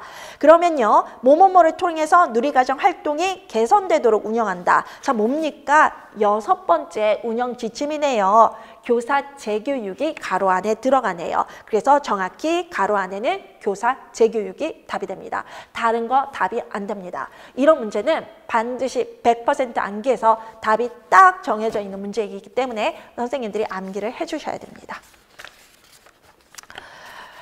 자, 7번 문제로 오시겠습니다. 7번 문제가요. 신체운동 건강편으로 나눠갔나요? 그럼 저희가 또 설명을 하나 더 드려야 되는데요. 해설서에 저희가 교과목이 없잖아요. 저희는 이제 교과서라는 거, 교과목이라는 게 없잖아요. 그럼에도 불구하고 영역이라는 게 있어요. 저희의 누리과정의 5개 영역은 아까 편성에서 구성 방향에서도 보시겠지만 신체운동 건강,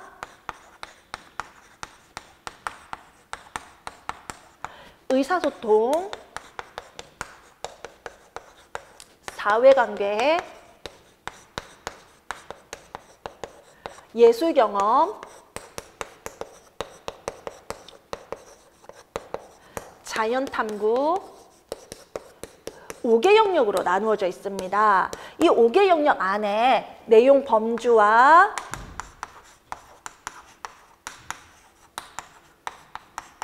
내용과 세부 내용이 명시되어 있는데요. 여러분들이 고시문이라고 하는 게 바로 이 부분이죠. 자, 시험 문제는요. 각각의 영역에서 2문제씩 출제가 됩니다. 2문제씩. 만약에 A형에서 안 나왔다면 B형에서 나머지 파트들이 나오게 되는데 지금 요 영역의 문제가 7번 문제입니다.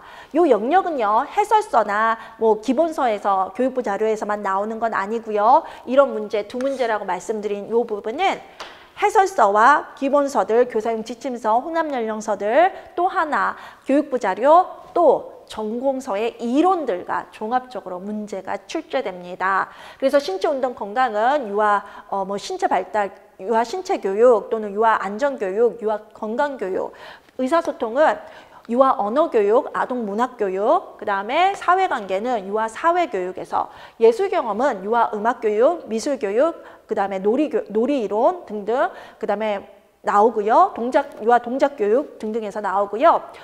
그 다음에 자연 탐구는 유아 수학 교육, 과학 교육 등에서 나옵니다. 그런데 신체운동 건강과 예술 경험에서 이론적 배경으로 동일하게 사용되는 게 있습니다.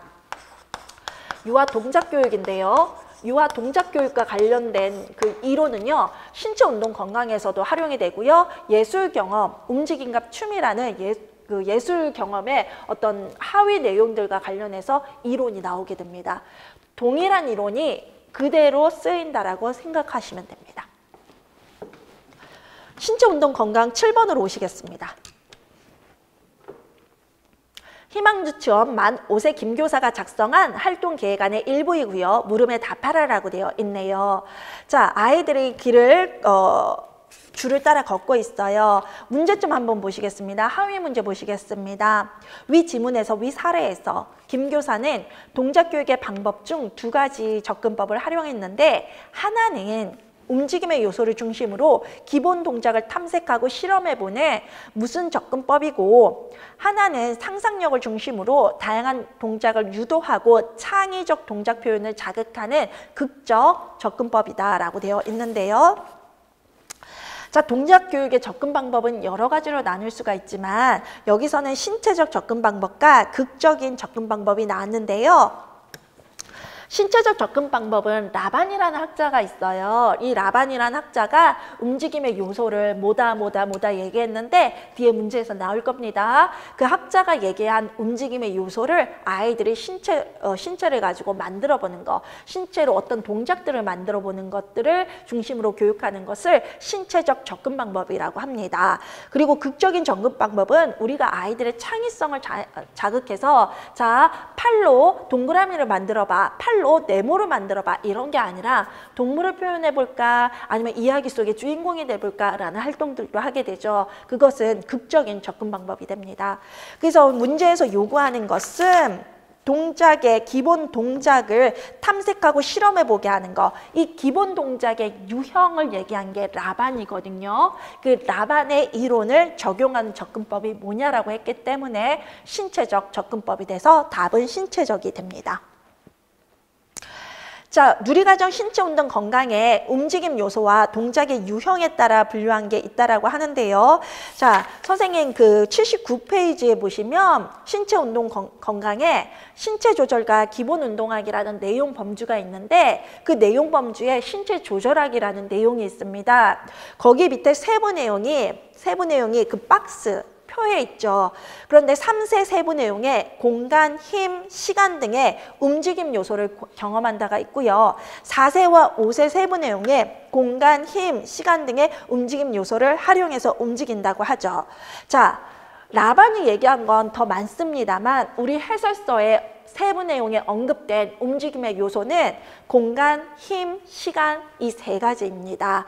그런데 이 세 가지가 바로 하위 문제 2번의 움직임의 요소로 나온 겁니다. 자, 누리과정 영역에 근거하라 그랬으니까 시간은 나와 있네요. 그럼 빠진 게 공간이고 힘인데 자, 1번이 공간입니까? 2번이 공간인지 보겠습니까? 보겠습니다. 교사의 발문이 좌우로 흔들어 보자라고 되어 있지 않습니까? 좌우로 공간 개념이죠. 가볍게는 자 근육의 힘이죠. 가볍게 던져봐, 세게 던져봐는 힘이 되죠. 그래서 동그라미 1에 들어가는 건 공간이고요. 동그라미 2에 들어가는 건 힘입니다. 자, 교사의 발문이 3에 해당하는 건데요. 시간에 해당하는 교사의 발문이요. 시간의 개념에는 속도 개념과 지속성이 들어갑니다. 이 속도 개념은요. 빠르게, 천천히 이런 개념을 담고 있는데요. 그래서 교사 발문, 빨리, 천천히 이런 발문이 들어가는 걸 쓰시면 됩니다. 점점 속도를 내어서 빨리 걸어보자라는 것이 있는데 3번의 교사의 발문은 사례에서 찾아 쓰는 거네요. 선생님들이 지어 쓰는 게 아니라. 사례의 내용을 보시면 거기에 선생님이 줄을 빨리 걸어보자, 점점 속도를 내어 빨리 걸어보자라는 그 교사의 발문이 있죠. 빨리, 천천히 이게 이 속도가 시간의 개념이기 때문에 바로 그 교사의 발문이 그 답이 됩니다. 선생님, 교사의 질문과 발문에 대해서 또 설명을 드려야 되겠는데요. 교사의 질문은 여러분 알고 계시죠? 물음표입니다. 물음표. 몸에 힘니? 라고 물어보면 질문이 되죠. 그런데 발문은 과연 무엇일까요? 저희가 질문과 발문을 같다라고 생각하시는 분이 있는데요. 그래서 바로 그 부분이 답이 아니다라고 말씀하시는 분들이 있어요. 그런데 교사의 발문은 유아의 반응을 이끌어내는 모든 교사의 언어적 표현을 발문이라 그래요. 그래서 유아의 반응은 언어적인 반응을 끌어내도 되고요. 행동적인 반응을 끌어내도 되는데요. 그걸 끌어내는 모든 교사의 표현은 꼭 질문이 아니라도 발문에 해당이 됩니다. 그래서 점점 속도를 내서 빨리 걸어보자였어요. 빨리 걸어보자. 교사가 이런 말을 하면 아이들이 빨리 걸으려고 노력을 할까요? 그랬다면 교사의 그 발문은 유아의 반응을 이끌어낸 거죠. 행동적 반응을. 그래서 그 문장은 질문은 아니지만 발문에는 해당되기 때문에 답이 맞습니다. 점점 속도를 내어서 빨리 걸어보자 입니다. 자, 3번. 기억은 누리과정의 근거에서 볼 때 만 3세 유아에게 3세 반에 적용하기에 적절하지 않아요. 그 이유를 누리과정의 신체 조절하기에 세부 내용을 근거로 한 가지 쓰라라고 되어 있는데요. 아까 기억이 뭐냐 했더니 콩주머니를 머리 위에 얹어놓고 줄을 따라 걸어보자. 줄을 따라 걸을 때 양발을 쭉 뻗고 걸어보자. 이걸 만 3세에게 했다고요? 아까 그 표로 돌아가시면 79페이지로 돌아가시면 이게 어디에 해당하는 활동이냐면 4세와 5세 세부 내용인 다양한 자세와 움직임에서 신체 균형을 유지하는 거래요. 아이들이 줄을 따라서 걸으려면 균형을 유지해야 되죠. 그런데 그런 와중에 콩주머니도 얹어보고 양팔도 쭉 뻗고 다양한 자세 움직임에 들어갑니다.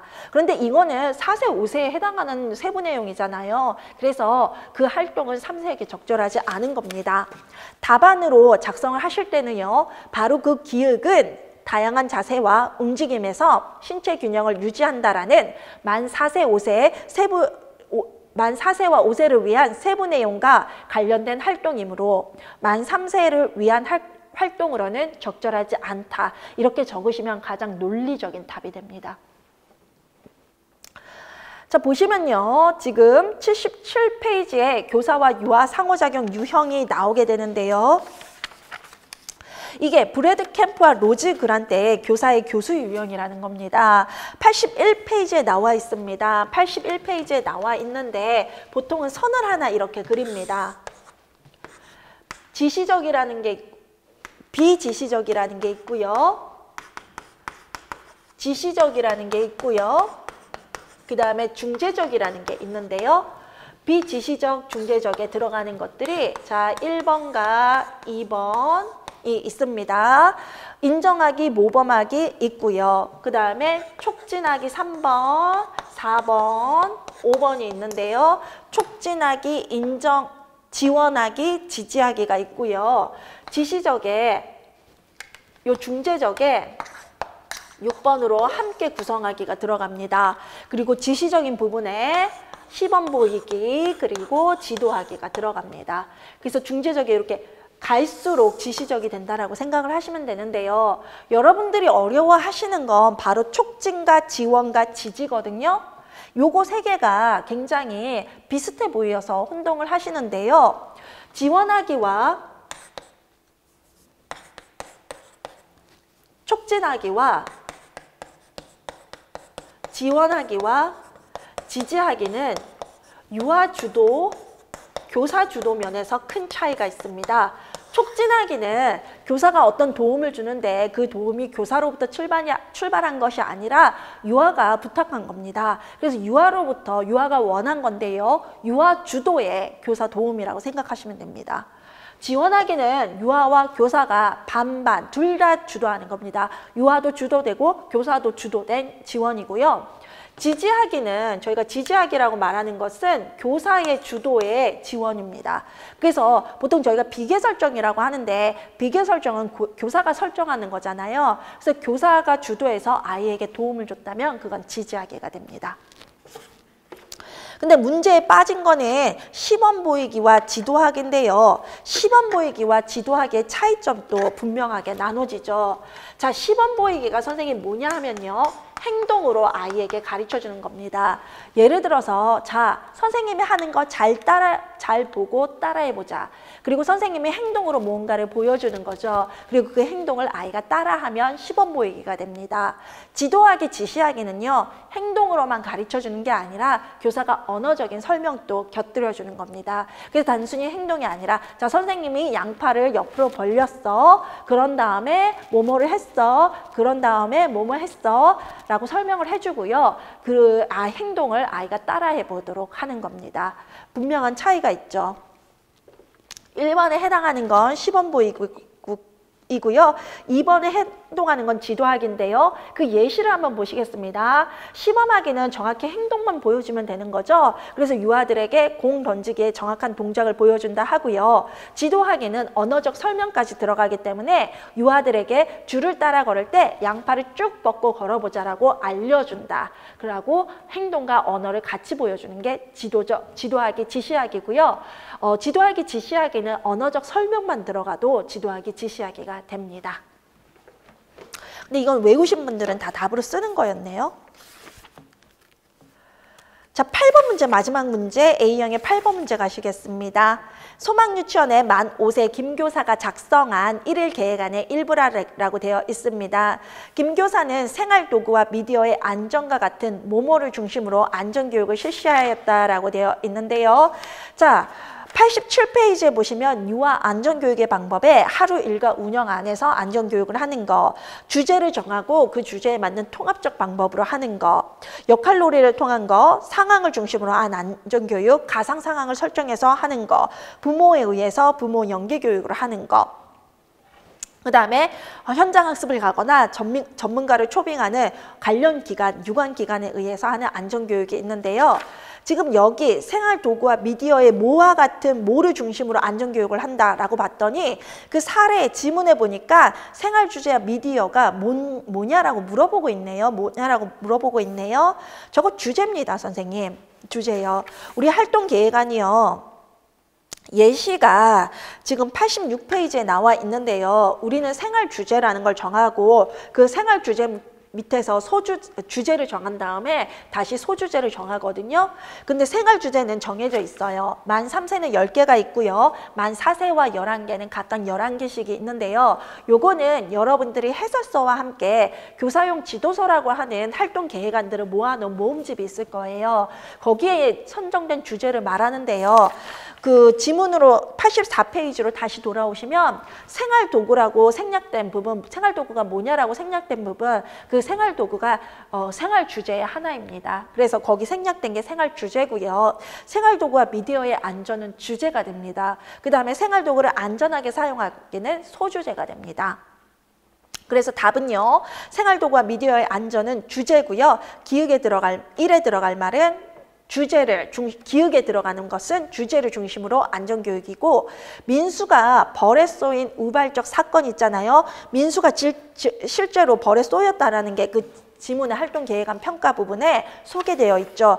이런 것은요. 상황을 중심으로 실제 벌어진 상황을 중심으로 안전교육을 한다라고 해서요. 상황 중심의 안전교육인데요. 아까 상황 중심이 가상 상황을 설정한다 그랬잖아요. 그런데 실제로 아이들이 어떤 사고가 이미 났다면 그 상황을 가상으로 가져와서 유치원으로 가져와서 활동을 할 수가 있습니다. 그래서 아이들의 경험으로부터 유래된 거, 그 다음에 가상 상황을 만들어서 하는 안전교육, 둘 다 상황을 중심으로 한 안전교육이 됩니다.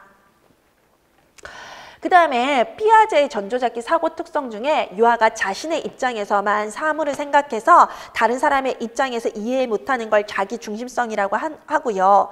니은이라고 했더니 평소 곤충을 좋아하는 민수가 벌이 위험하다는 걸 알면서도 벌을 발견하고 잡으려고 하다가 쏘였다라는 게 있는데요.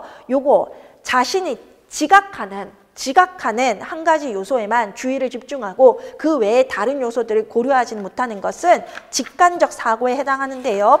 이것이 87페이지에 있죠. 87페이지. 피아제가 얘기한 전조잡기 유아의 사고 중 하나는 요게 있습니다. 중심화요. 가장 큰 특징이 중심화인데요. 이 중심화는 한 가지에 집중한다 그래서 집중적 사고라고도 합니다. 이 중심화는 그 하나가 뭐든 하나에 집중하는 겁니다. 그런데 그 하나가 내가 되면은요, 유아에게 그 자신이 되면 자기중심성이 됩니다. 자기중심성. 그래서 중심한 게 나라는 거죠. 내가 최우선이야. 내 생각만 해. 이게 자기중심성이 되고요. 만약 그 하나가 지각으로 얻은 속성, 지각, 감각, 오감으로 얻은 속성이라면 그 지각에 대한 아이들의 판단, 순간적인 판단, 직관적 사고.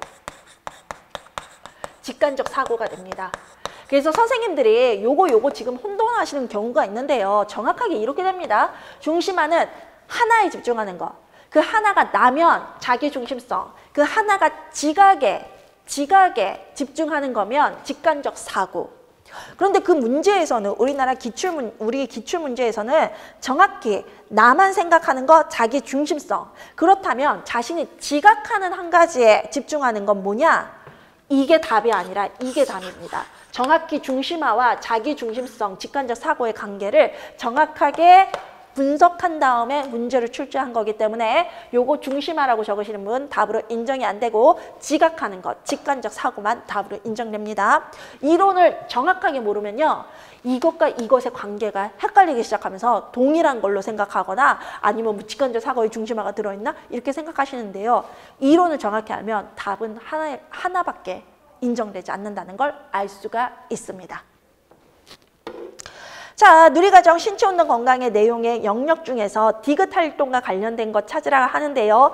디귿 활동이 벌이 자신의 주변에 나타났을 때 어떻게 해야 하는지를 알아보는 것을 대체했다라고 하는데요. 자, 벌이 우리 주변에 일어났을 때 우리는 어떻게 해야 될까요? 뭐와 관련이 되어 있냐 봤더니 88페이지에 보시면 안전하게 생활하기라는 내용 범주와 관련이 되어 있다라고 합니다. 안전하게 생활하기에 비상시 적절히 대치하기가 있는데요. 거기에 보시면 이 아이가 만 5세입니까? 만 5세 세부 내용에 재난 및 사고 등 비상시 적절하게 대처하는 방법을 알고 행동한다라는 게 있습니다. 그래서 우리 아이들에게 위급한 상황을 알려주고 놀라지 않고 당황하지 않고 적절히 대처하도록 하는 활동인데요. 그 부분이 관련이 되어 있는 거죠. 내용이라 하면 세부 내용을 찾는 게 아니라 내용을 찾으라 그랬으니까 그 세부 내용에 해당되는 내용인 비상시 적절히 대처하기가 답이 됩니다.